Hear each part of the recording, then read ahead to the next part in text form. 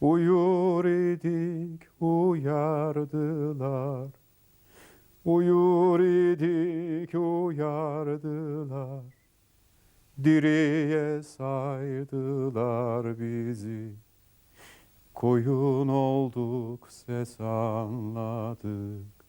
Sürüye saydılar bizi.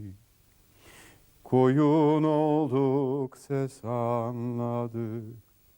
Sürüye saydılar bizi. Sürüye saydılar bizi. Sürülüp kasaba gittik. Kanara'da mekan tuttuk.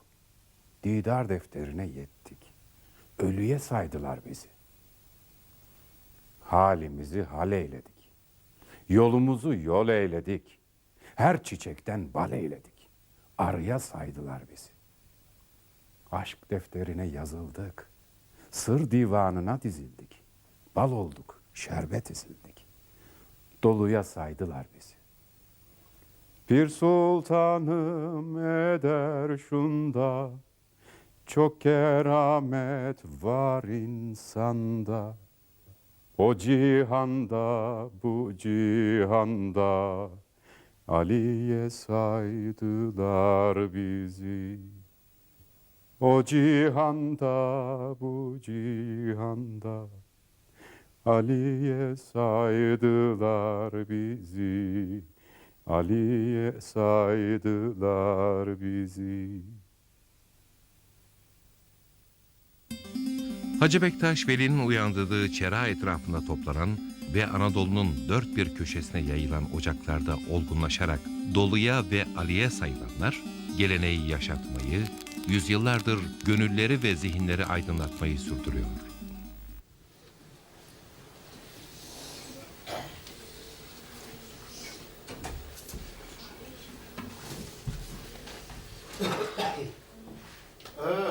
Allah Allah diyelim, kadim Allah diyelim, geldi Ali sıfrası, hak versin biz diyelim. Hak bin bin bereket versin. Erenler sefalansın.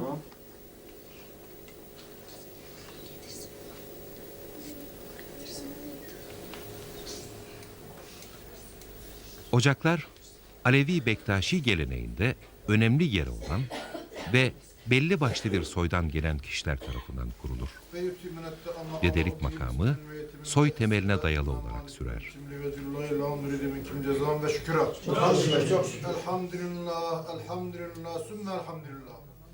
Birer inanç önderi olarak dedeler kendilerine bağlı toplulukları eğitme, toplumsal ilişkileri düzenleme, dinsel alanda yardımcı olma, adaleti ve barışı sağlama gibi işlevler yüklenmişlerdir. Hazır bekle. Harun Nebi, Kerem ve Ali, Gülben gibi Muhammed Hünkar, Bektaş Veli, dil bizden üstün hümmetiyle... Bazı Alevi ocakları Hacı Bektaş Veli'nin Anadolu'nun çeşitli bölgelerine gönderdiği öğrencileri tarafından kurulmuştur.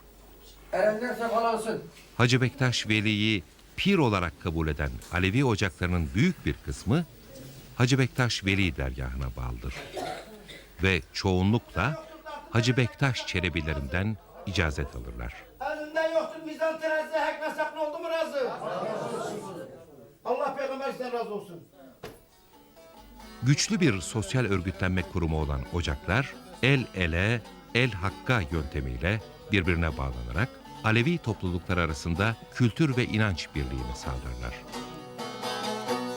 Hak nasip eylese dergaha varsam, bir dem divanından Yüzyıllardır varlığını devam ettiren ocakların belli başlıları Adıyaman'dan başlayarak Malatya, Elazığ, Tunceli, Erzincan üzerinden Sivas ve Tokat'a ulaşan bir hat üzerinde yoğunlaşır.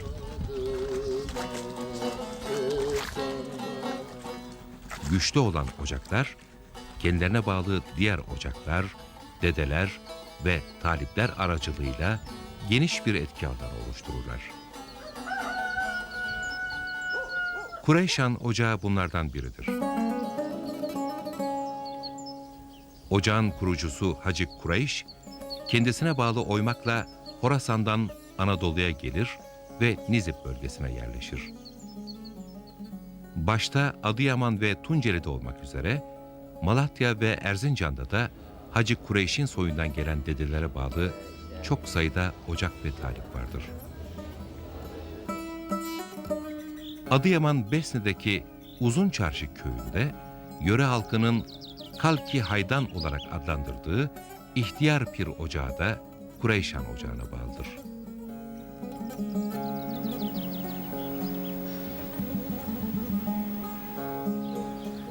Farklı ocaklarda kendi aralarında güçlü ilişkiler kurmuşlardır.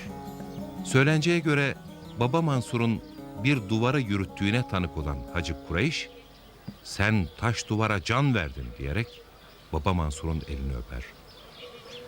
Gelirler burada birleşiyorlar. Karışanlı babasının elini öpüyor. Orada o onun talibi oluyor. Bunun üzerine Kureyşan Ocağı'na bağlı olanlar sadece kendi ocaklarının dedelerini değil, Baba Mansur Ocağı'nın dedelerini de mürşidi olarak kabul ederler.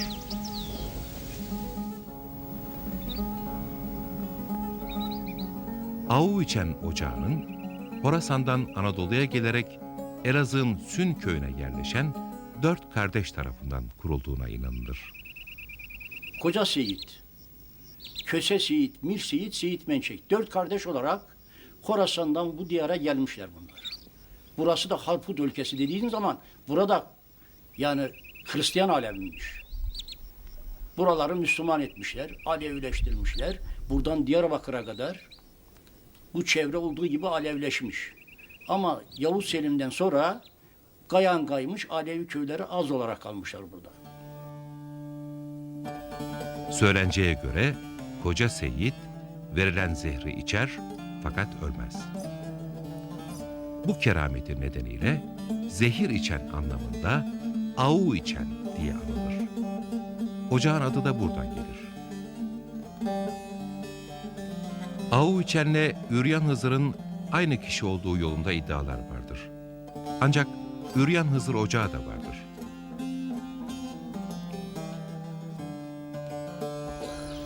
Tunceli, Kahramanmaraş ve Erzurum'da talipleri bulunan ocağın kurucusu Üryan Hızır'ın ziyaretgahı Tunceli'ye bağlı Zebe köyündedir.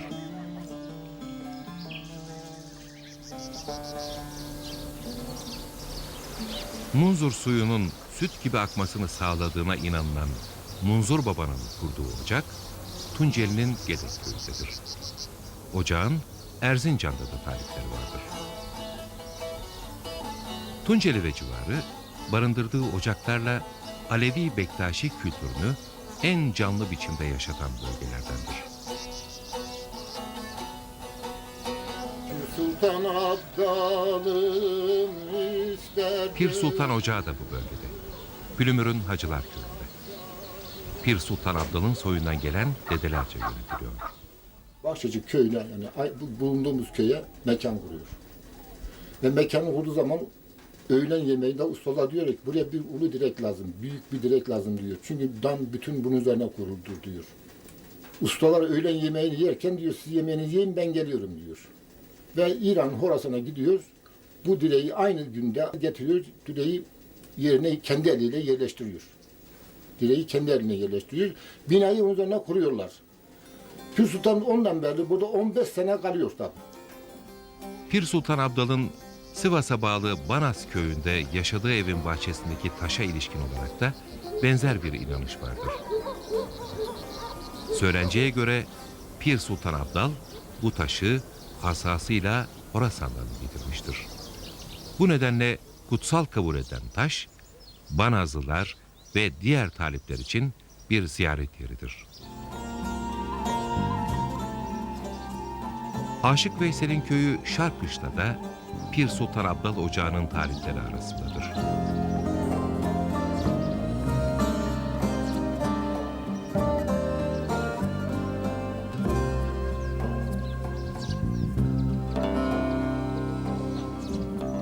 Alevi Bektaşi geleneğinin değiş ve nefeslerle kuşaktan kuşağa aktarılmasında iki büyük isim olan ozanların köyleri arasındaki mürşit-talip ilişkisi anlamlıdır.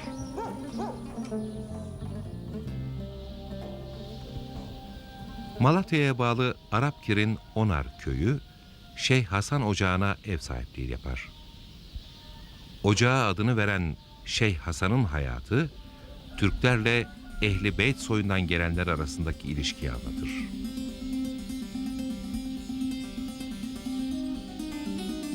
Hoca Ahmet Yesevi ile amca çocukları olan Bahşi Han, Şeyh Hasan'ın dedesidir. Abbasilerin zulmünden kaçan İmam Musa Kazım'ın torunları, Oğuzların Bayat boyunun 10 er oymağının beyi olan Bahşi Han'a sığınırlar. Bahşi Han, oğlu Ahmet'i İmam Musa Kazım'ın torunlarından biriyle evlendirerek Ehl-i Beyt soyuyla akrabalık kurar. Şeyh Hasan bu evlilikten doğar. Tasavvuf eğitimini Ehl-i Beyt soyundan gelen seyitlerden alan Şeyh Ahmet, oğlu Şeyh Hasan'ın diğer kardeşiyle birlikte Ahmet Yesevi Ocağı'nda yetişmesini sağlar. Ahmet Yesevi'nin öğrencisi olan Şeyh Hasan, daha sonra 10 er oymağının başına geçer ve Ahmet Yesevi'den aldığı icazetle Anadolu'ya göç eder. Büyük Selçuklu Devleti zamanında Uçbey olarak bugünkü Onar köyüne yerleşen Şeyh Hasan, Merzifon'daki Piri Baba'nın kızıyla evlenir. Geniş bir talip kitlesine sahip olan Şeyh Hasan Ocağı'na bağlı çok sayıda ocak, bugün de etkinliğini sürdürüyor. Alevi ocaklarının yoğunlaştığı bir başka merkezse Sivas'tır. Divriği ilçesinin köylerinden olan Akmeşe, söylenceye göre Hacı Bektaş Veli'nin öğrencilerinden Seyit Baba'ya yurt olarak verilmiştir.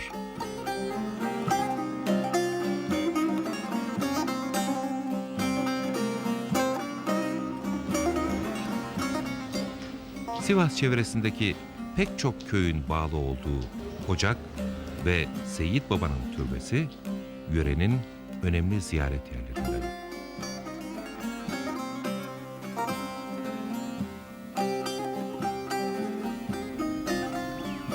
Divriği'deki bir diğer ocak, Garip Musa Sultan Ocağı, bugün terk edilmiş olan bir mezrada yalnız.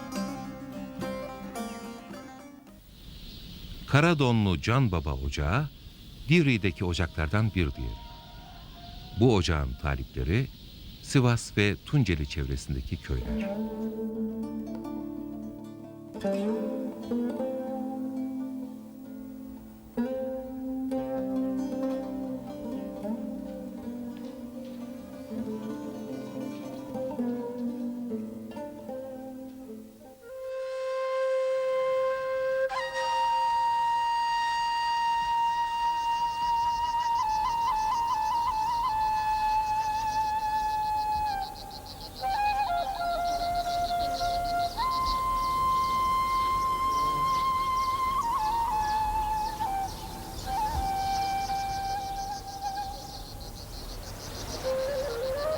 Fırat Irmağı'na bakan yamaçlar üzerinde kurulan Koca Leşker Ocağı'nda gelenek yeniden canlandırılmaya çalışıyor.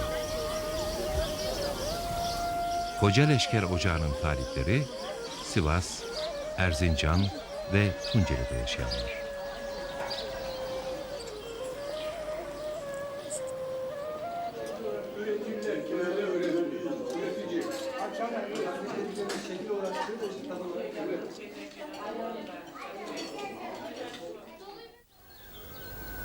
Hubiyar Baba, ocağını kurduğu Tokat'ın Almos ilçesindeki köye adını vermiş.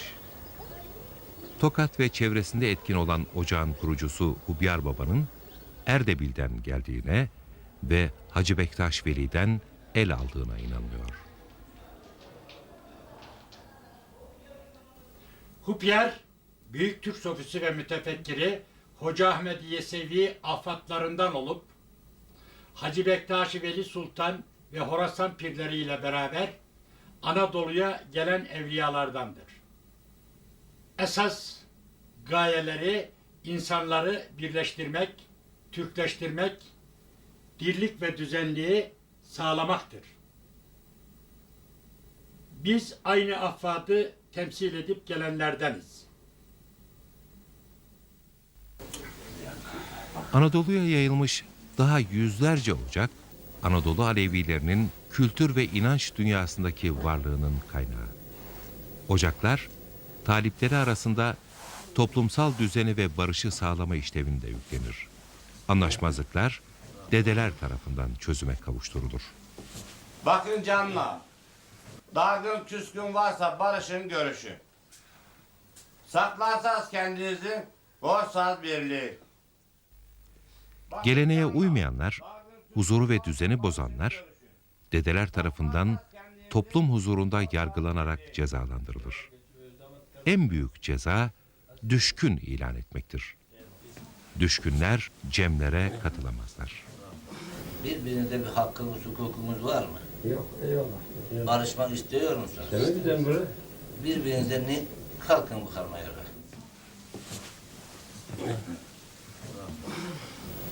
Şimdi Ahmet kardeşler sizi barıştırıyoruz. Eyvallah. Fakat yolumuzun adab ve erkanı üzerine Evet. bir daha da dargın olmayacaksınız. Eyvallah. Eyvallah edin bakalım. Eyvallah. Bir niyaz edin bakalım birbirinize. Hakkınızı helal edin. Eyvallah. Cümle. Taliplere verilen cezaların yeniden değerlendirilmesi ancak Düşkünler Ocağı tarafından yapılabilir. Düşkünler Ocağı bu anlamda bir üst mahkeme gibidir. Bu ocakta alınan kararlara uyulur. Bu yüzden Düşkünler Ocağı ayrıcalıklı bir konuma sahiptir.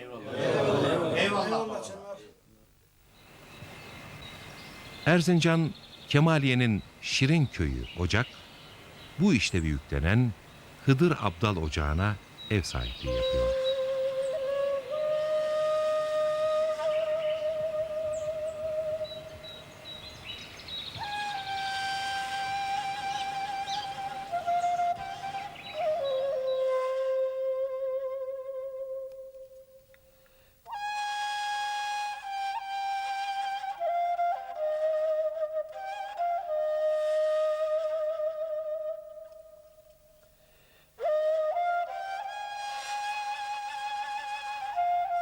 Alevi ocakları değişen siyasal, ekonomik ve toplumsal koşullara direnerek bugün de varlığını sürdürüyor.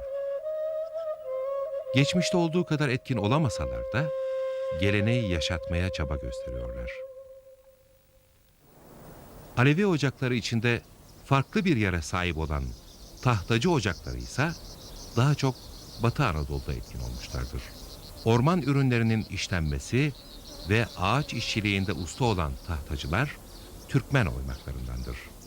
Tahtacı Aleviler Yan Yatır ve Şeheple ocaklarına bağlıdırlar. Kaz Dağları adını yaygın bir söylenceden, Sarı Kız söylencesinden alır. Bu bölgeye yerleşen tahtacılar yüksek bir zirvede kaz tüyleriyle karşılaşırlar ve bu tüylerin dağlarda yaşadığına inanılan Sarı Kız'ın kazlarına ait olduğunu öğrenirler. Şaman inancında kutsal kabul edilen kaz ayağı yüzünden Sarı Kız'a yakınlık ve saygı duyarlar.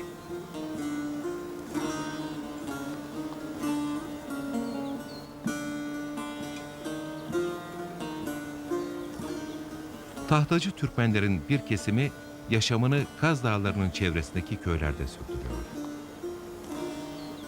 Bugün bütün dünyada bilinen, milyonlarca insanı yüzyıllardır etrafında toplayan Alevi Bektaşi öğretisi, gücünü insana verdiği değerden alır. Her ne ararsan kendinde ara.